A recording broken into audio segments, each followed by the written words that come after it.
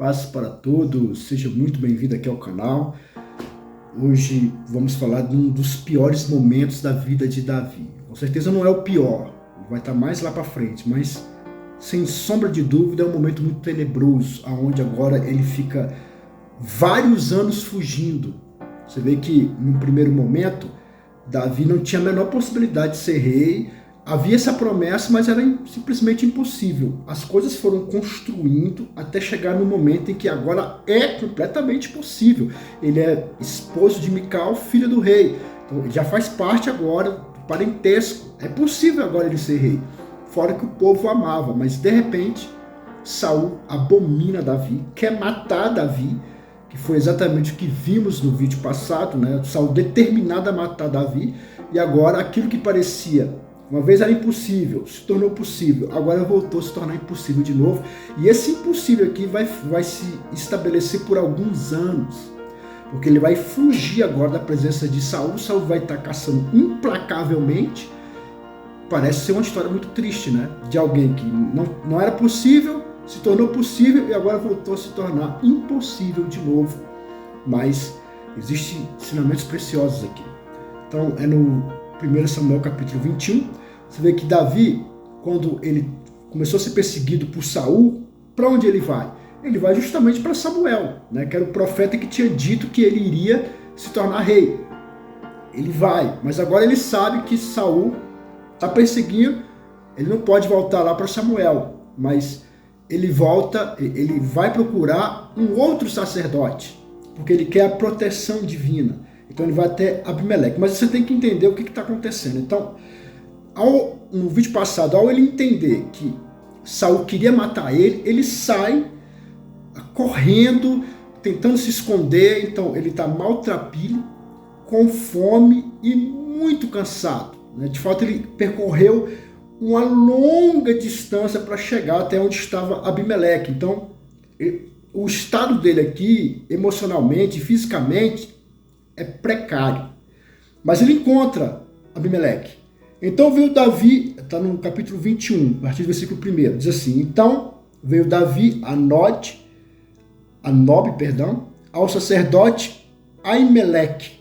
Aimeleque, tremendo, saiu ao encontro de Davi e disse-lhe: por que vem só e ninguém contigo? Então, todo mundo já estava sabendo, né, que de Saul, ele não escondeu isso, né, ele deixou claro para o filho e para o exército que ele queria matar Davi. Claro que essa notícia se espalhou, todo mundo sabia que ele era uma pessoa fugitiva.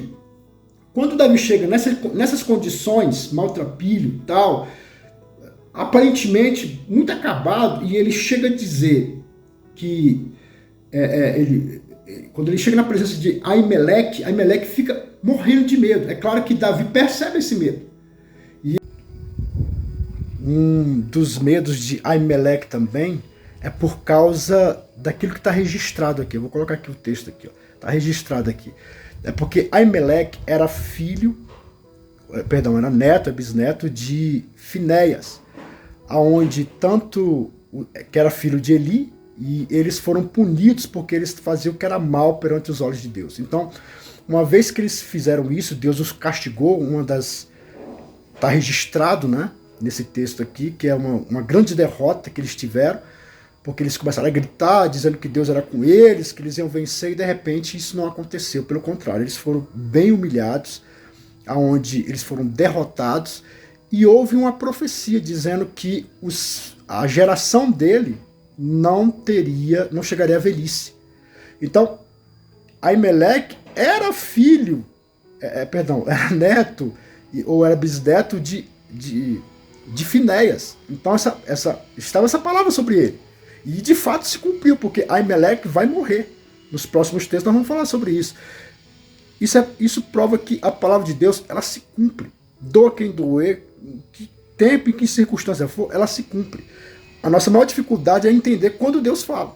Já falei que Deus fala primordialmente de 3 formas: palavra, circunstância e pessoas que te amam. Outras maneiras que Deus fala são secundárias. E aí as pessoas às vezes falam assim: ó, Deus falou isso, Deus falou aquilo, e às vezes não é Deus falou nada, às vezes é só o ego da pessoa que está querendo se passar por profeta.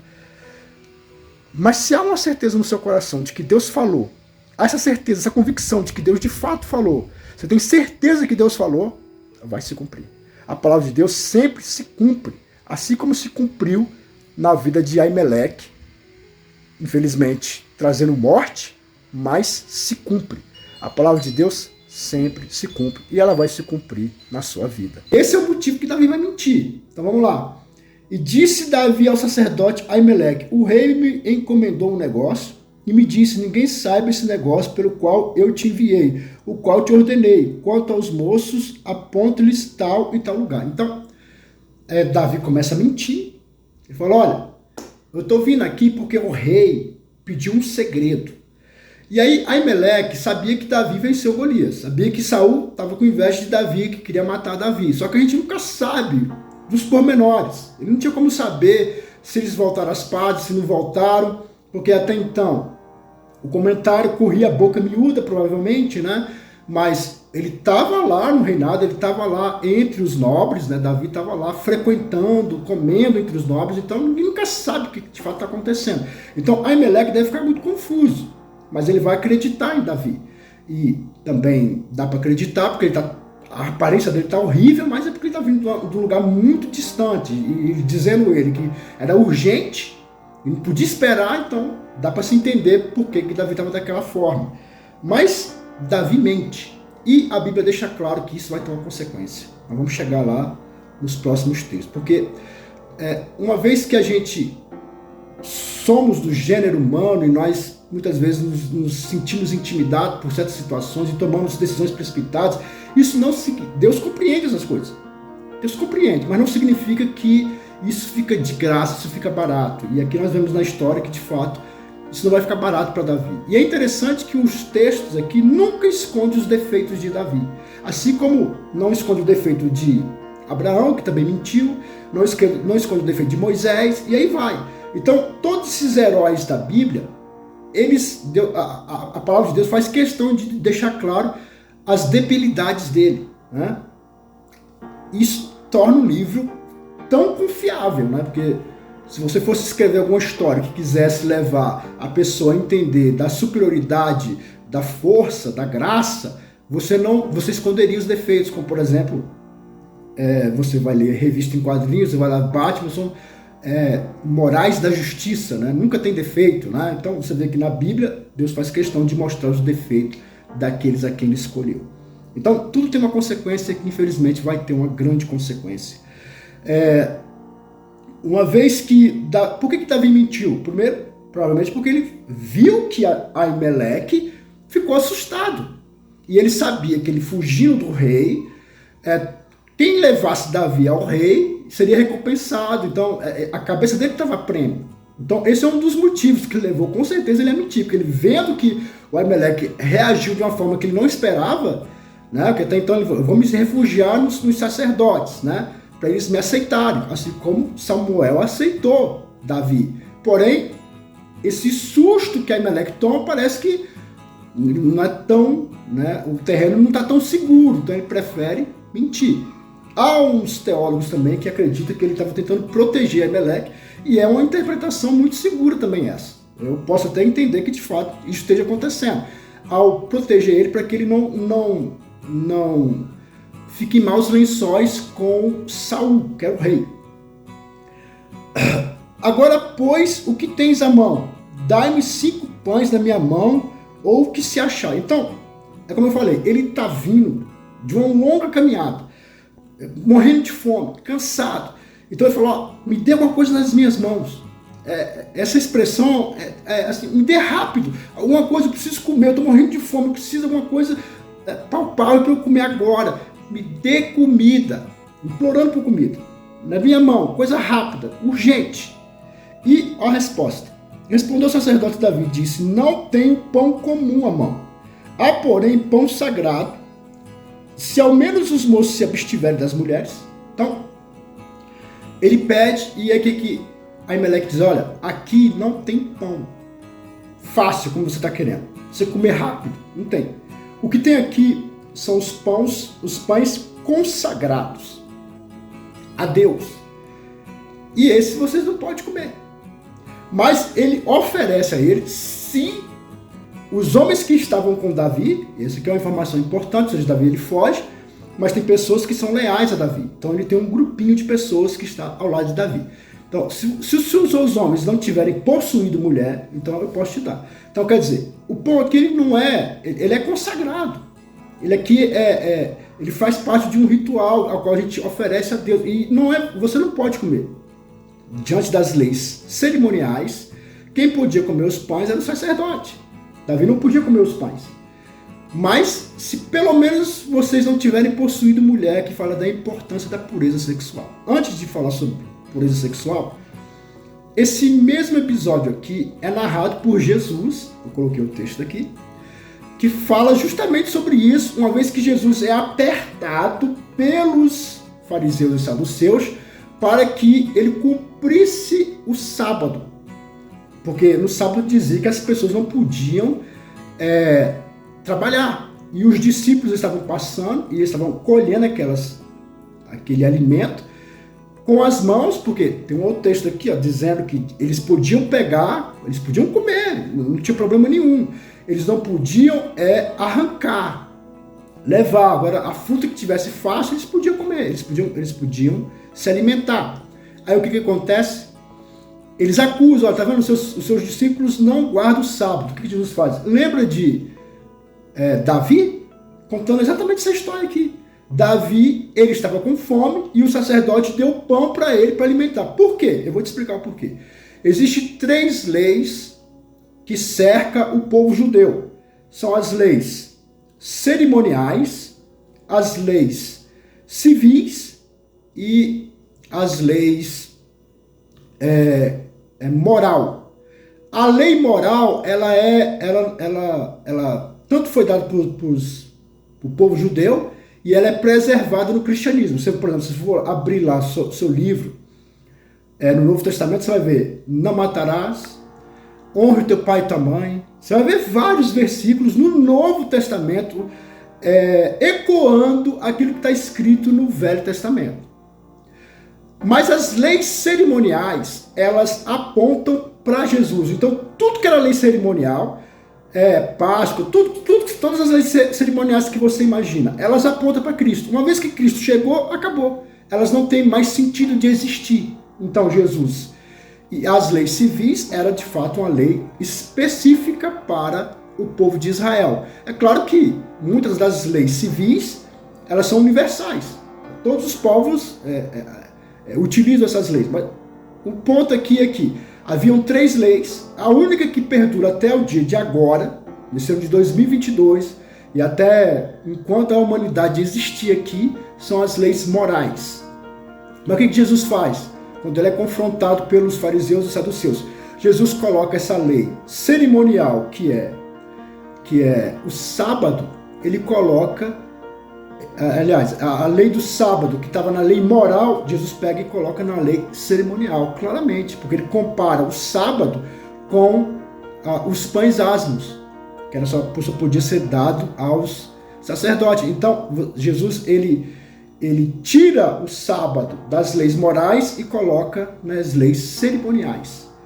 E você vai falar assim: mas por que a gente não guarda o sábado? Não tem nada no Novo Testamento dizendo que era para guardar. O que existe são alguns versículos que eles estão mencionando o sábado. Não estão dizendo que você tem que guardar o sábado, estão mencionando. Na verdade, depois que Jesus vem, 2 leis, elas são reformuladas. Eu sei que dá uma polêmica isso aqui, mas é a realidade. Elas passam a ter uma outra ótica, que é a lei do sábado e o dízimo.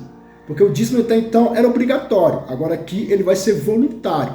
Ele não é abolido. Porém. Então, o dízimo, ele é dado com alegria. Ele tem que ser dado com alegria. Ele tem que ser dado proporcional. E tem que ser dado com uma certa frequência, ou seja, ele tem que ter uma certa regularidade, né? E isso não é imposto, é de acordo com a pessoa que vai dizimar e ofertar. Então, essas 2 leis elas são modificadas. Então Jesus ele coloca o sábado no seu devido lugar, assim como o dízimo. São óticas, uma outra forma de olhar essas 2 leis. Mas o sacerdote, voltando para o texto, ele deixa claro o seguinte, ele deixa claro que para ele entregar isso para Davi, Davi precisava garantir que ele e os seus homens estavam purificados, pelo seu corpo purificado. Era o mínimo que eles teriam que estar para poder comer aqueles pães. Por que isso? Porque é uma das coisas que no Novo Testamento vai se falar muito, a respeito do corpo. Por que que no cristianismo é tão importante a pureza do corpo? Porque a nossa esperança está na ressurreição. Eu sei que, com o passar do tempo, o cristianismo foi tendo muitas óticas, né? Por exemplo, tem o cristianismo tradicional, né, que veio lá desde a Reforma, desde o momento que se separou a Igreja Católica da Igreja Evangélica, e depois desse momento houve algumas novas óticas, como por exemplo a Igreja Pentecostal, as igrejas neopentecostais. Então foram novas óticas a respeito do cristianismo. E quando veio a Igreja Pentecostal, ela focou muito de ir morar no céu. Tanto que você vê em pregações, até hoje muitos falam isso, né, que a esperança do crente é morar no céu. É uma certa verdade nisso, porque na verdade a nossa esperança não é morar no céu. A nossa esperança é estar com Cristo, seja no céu ou onde for. Por que fala do céu? Porque o céu é aquilo que diz aonde é a morada de Cristo, onde nós vamos morar com Cristo. Então, nesse sentido é que eu quero estar no céu. Mas eu quero estar no céu, na verdade, onde Jesus estiver. Inclusive, você sente o céu agora, porque nesse exato momento você está com Cristo. Então, aonde Cristo está, você está. Mas a esperança do crente que é narrado no Novo Testamento é na ressurreição do corpo. Essa é a que é a nossa esperança, é porque nosso corpo vai ser glorificado, aonde nós vamos poder fazer moradas aonde Deus está. Por isso que nós não iremos mais pecar, porque o nosso corpo vai ser transformado. É a ressurreição. O mesmo corpo que Jesus ressuscitou é o mesmo corpo que a gente vai ressuscitar. É por isso que o corpo é tão importante. É por isso que existem várias passagens e vários textos que apontam para a purificação do corpo. Por quê? Porque a nossa esperança está no corpo. Então ele faz essa exigência aqui. Davi respondeu Davi ao sacerdote e lhe disse: as mulheres, na verdade, a nós vedaram, ou seja, não foram entregues para nós, desde ontem e anteontem. Que na verdade faz parte da mentira, porque na verdade ele está fugindo. É claro que ele não teve envolvimento com mulher, mas como ele está contando uma história mentirosa, ele tem que dizer: olha, porque era normal os soldados deitarem com as mulheres. Pô, nós não foi vedado, a gente não podia por causa dessa missão que a gente ia ter. Então ele vai falando: anteontem, quando eu saí, os vasos dos moços eram santos de algum modo, o pão comum, sendo que hoje santifica-te outro no vaso. Então o sacerdote lhe deu o pão sagrado, porque não havia ali outro pão senão os pães da preposição, que se tiraram de diante do Senhor, para se pôr ali pão quente no dia em que aquele se tirasse. Estava, porém, ali naqueles dias um dos criados de Saul, detido perante o Senhor, e era o nome dele Doeg, Adorneu, o mais poderoso dos pastores de Saul. Então parece que é uma informação desnecessária. Ele está falando aqui, narrando o que está acontecendo, só que o narrador faz questão de deixar claro que tem uma pessoa ali que está observando tudo, vendo tudo. Essa pessoa ela é muito importante para os próximos textos que nós vamos falar. Então é o Doeg, né? Há uma importância, porque ele foi citado aqui. Lá na frente nós vamos lembrar desse momento que nós estamos falando aqui. E disse Davi a Aimeleque: não tens aqui à mão a lança ou a espada alguma, porque não trouxe à mão nem a minha espada e nem as minhas armas, porque o negócio do rei era muito apressado. Então, além de ele se alimentar, ele queria também se proteger. E ele pede se ele tem alguma arma ali. Aqui onde ele está, provavelmente era onde estava a tenda. Que até então, nesse momento aqui, não havia um templo. O templo vai ser construído na história de Salomão, que é filho de Davi. Lá vai estar construído o templo. Aqui era feita uma tenda, as pessoas adoravam a Deus, aquele negócio todo. Depois se tirava a tenda e ia para alguns lugares. Provavelmente aqui a tenda estava aqui. Por que é importante essa informação? Porque onde estava a tenda estava a espada de Golias, que é o que ele vai se encontrar aqui agora. E disse o sacerdote: a espada de Golias, o filisteu, a quem tu feristes no vale do Carvalho, eis que está aqui, envolta no pano, detrás do efode. Se tu a queres tomar, toma, porque nenhuma outra há aqui senão aquela. E disse Davi: não há outra semelhante, dai-me. Então, quando Deus ele vai trabalhando na minha história, na sua história, tem três coisas que elas são mais usadas por Deus. Primeiro é a palavra dele. É a palavra que falou com Davi, é a palavra que orientou todos os profetas, é a palavra que, é pela palavra que nós somos libertos, somos salvos, e até hoje é a palavra que nos guia e vai ser, enquanto o cristianismo existir, é a palavra de Deus. Ela é a parte fundamental, é a parte mais importante. E eu convido você a continuar no canal para aprender aqui da palavra de Deus, porque é a forma que Deus usa para falar com você, é através da sua palavra. A segunda forma é as pessoas que te amam. As pessoas que te amam, Deus usa muito elas para falar com você. A mamãe, o papai, o marido, a esposa, os filhos. Deus usa essas pessoas para falar com você, para te orientar. Você deveria dar mais ouvidos quando você tem certeza que você é amado por essas pessoas, né? Tem famílias que são desestruturadas e isso não acontece. Eu estou falando que Deus usa as pessoas que te amam para falar com você. E a terceira forma que Deus usa é as circunstâncias. E depois as outras, como profecia, visão, revelação, essas coisas todas que a gente vê por aí, elas são usadas, mas elas são usadas de segundo plano. Elas não são tão relevantes e importantes. Dentro do contexto, é claro que tem sua importância, mas eu estou dizendo que primeiramente, Deus fala através dessas três formas. Palavra, pessoas que te amam e as circunstâncias. E aqui você vê Deus falando através das circunstâncias. Ele estava fugindo de Saul, não tinha para onde ir. E ele fala assim, eu tenho que ir onde está o sacerdote. Ele está confuso, ele não sabe para onde vai. E ele vai a Aimeleque. Só que lá ele percebe que a Aimeleque ele tem um tratamento esquisito. Ele fala, eu fico com medo. Então, se eu não posso ter segurança aqui em Aimeleque, dentro da onde está a tenda, onde eu posso adorar, onde está o tabernáculo, né? Tenda é o tabernáculo, eu queria dizer. Então, onde está o tabernáculo? O que eu faço agora? Para onde eu vou, meu Deus? Para onde eu vou? De repente, Deus usa umas circunstâncias para trazer a resposta para Davi. A circunstância é a espada de Golias. A espada de Golias, ele era uma pessoa que morava perto dos filisteus, e ele foi alugado para poder fazer as guerras dos filisteus. E agora Davi tem a resposta dele, que era, para onde que ele tem que ir? Para onde que ele tem que se esconder? Para os seus inimigos. A espada, a circunstância. Ele até fala, tem um outro? Não, só tem a espada de Golias aqui. Era a resposta de Deus, dizendo, olha, vá para os filisteus. Porque aonde Saul poderia achar Davi em qualquer ambiente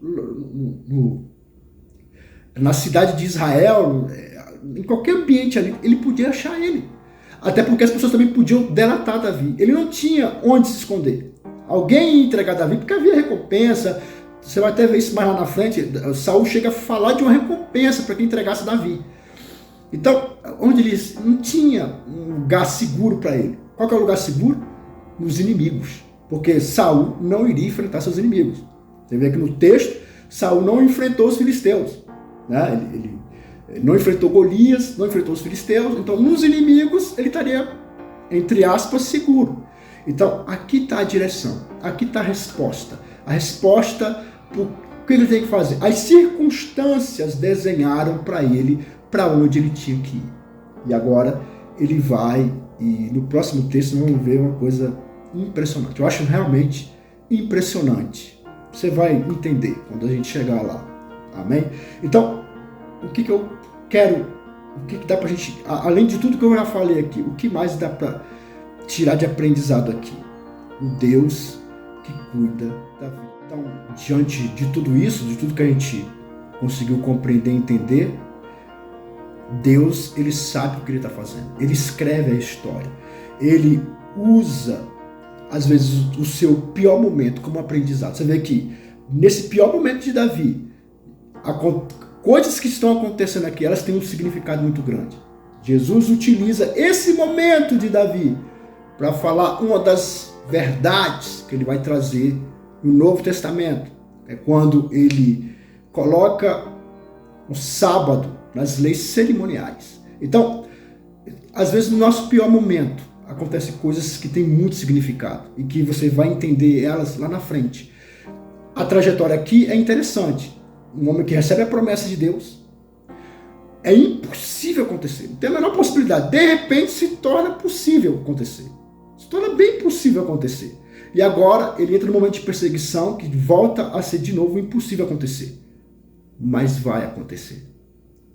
As coisas vão acontecer. Eu quero dizer para você que é a mesma coisa. Deus, sabe, às vezes você está nesse sobe e desce da sua vida, né? Mas está chegando o momento da graça de Deus te alcançar. Está chegando o momento da palavra dele se cumprir na tua história. E você vai glorificar muito a Deus. Continue crendo, sendo forte e perseverante como Davi foi. No meio das suas perseguições, das suas dificuldades, do seu corpo sendo maltratado. Ainda assim, ele não perdeu a fé em Deus. Ele creu, ele prosseguiu, ele continuou crendo que Deus...